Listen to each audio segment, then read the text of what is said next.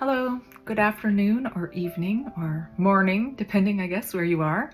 Today here in North America is January 24th, 2024, and today is day 14 of 100 of Trails Taken.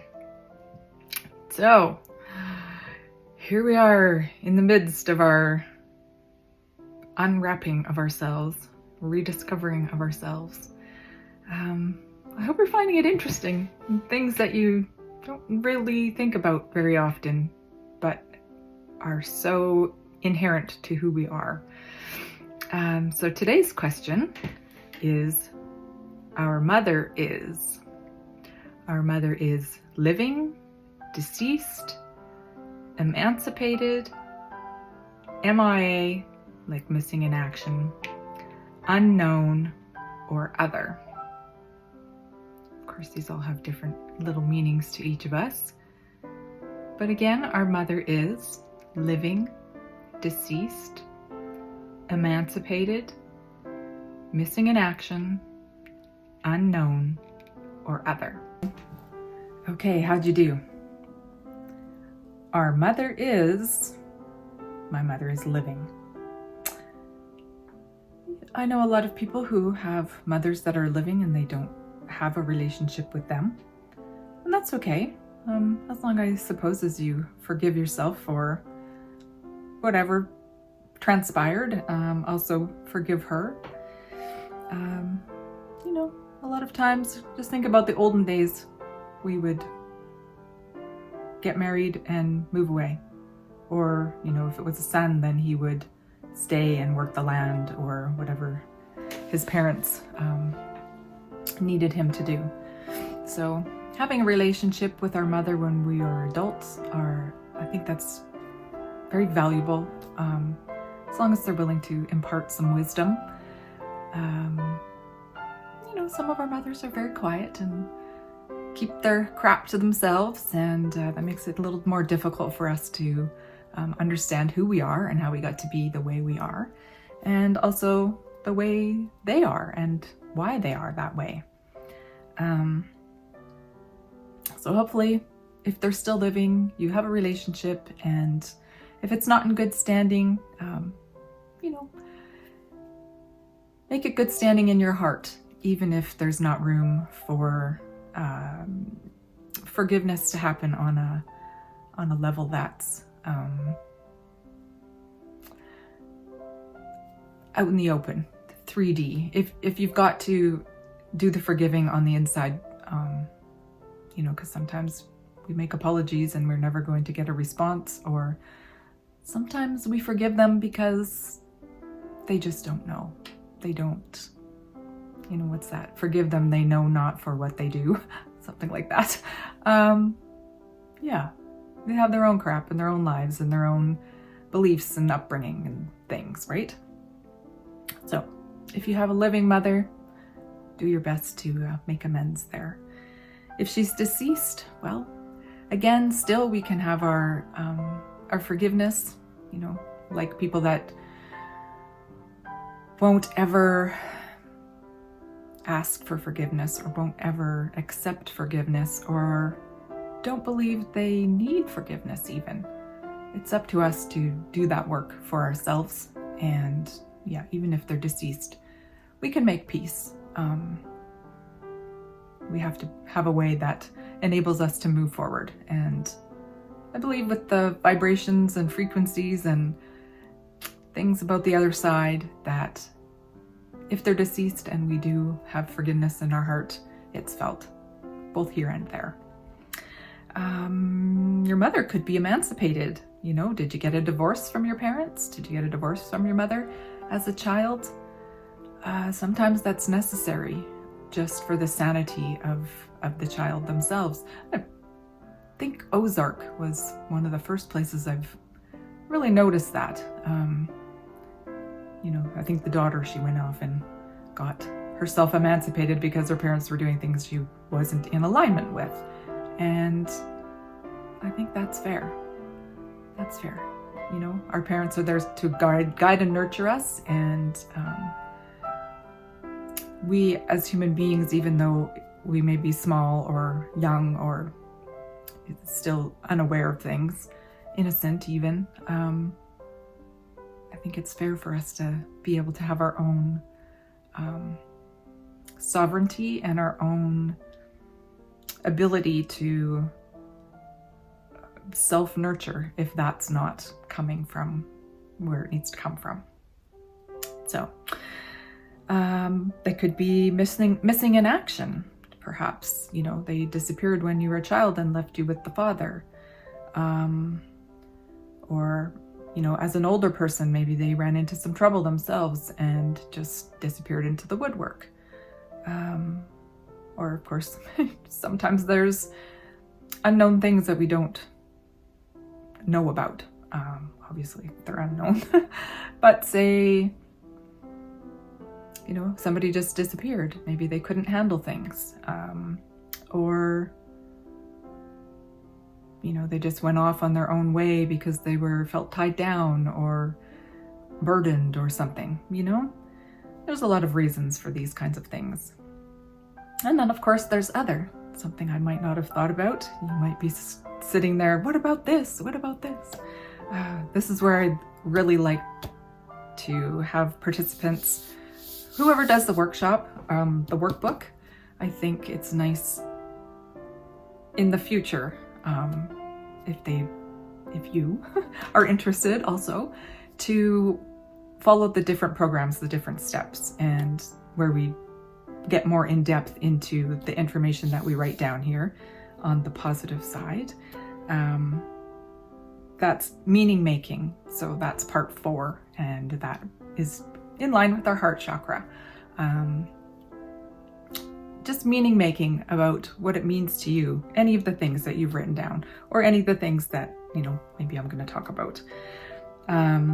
Like mother's feminine energy, Mother Nature, Gaia, you know, our Earth Mother, the magnetic strength of the mother, the gravity pull, the pull of the moon. The moon is feminine energy. It pulls the water, right? The tides follow the moon around the earth. Yeah, it's a very strong, something that you can, it's tangible even. Yeah, I don't know. Right brain and left body. So your right brain is supposed to be your feminine side and your left brain is your masculine side, but your left body is your feminine side and your right body is your masculine side. So the energies that flow in that way, you know, like the DNA, like the spiral, the energies come and they mix and they become one. And that's who we are in the end, right? We take our physical and our emotional and our mental and spiritual pieces and put them together and become whole. So working on our mother, working on our feminine side helps us work on some of these things. Like say intuition, generosity, nurturing, creative energy, collaboration, caring, receptivity, and being grateful. These are apparently feminine qualities. Some of these things that we pick up as we're in utero even, you know, the feelings that our mother's having and how she feels about certain things and things that are happening to her and her own triggers and the chemistry that flows through her body and, you know, the contractions of her muscles and, excuse me, the temperature of her body, like her blood pressure and all those things, right? We're inside, we feel and we know. You know, we can feel her fears and we know her wounds and we carry those forward with us. You know, as I said yesterday, we're 50% mom, 50% dad. So when we marry these together, some of these things, they clash and they don't always, you know, they don't work well together. So it's up to us as the child, you know, the mother, the father, the child, to bring these things into harmony and find balance with them. Our traits that we inherit from our mother, well, both of our parents, but, mannerisms, our looks. If you're a woman, do you look like your mother? Or some women, of course, look more like their father, the father's side of the family. Your voice. Does your voice sound like your mother? Are you mistaken on the phone sometimes? Were you as a child? Could you call in to the principal and say, Tammy will not be in school today. She's not feeling well. This is Tammy's mom. Lies. And I think they always knew too. Your personality. Are you introvert, extrovert? Is she? How does she present herself in the world? What are her relationships like with her own family, which of course is your family too, but with your own family, with her family? What kind of beliefs does she have? Does she try to instill those in you, or does she let you just have free reign? Had she let you? I'm assuming we're probably all adults here. Her morals and her values, are those things that you share? Are you, do you lean more towards the father's side? Do you have the same politics? Do you have the same beliefs? Parents and children can be completely different. Also, bonding. Our first experience of bonding would be, of course, with our mother. Not just inside, but as soon as we're born, the baby knows the voice. The baby knows, the baby just knows the mom. And, whether you nurse the child or not with your own mother body, that brings another bond, a close relationship. And there's some other things that we get into a little bit more in meaning making in the fourth program. What else? Yeah, like bonding, like geese, right? When you're first born, my firstborn, we had some complications during her birth, and she was taken away, to be checked first before she was given to me.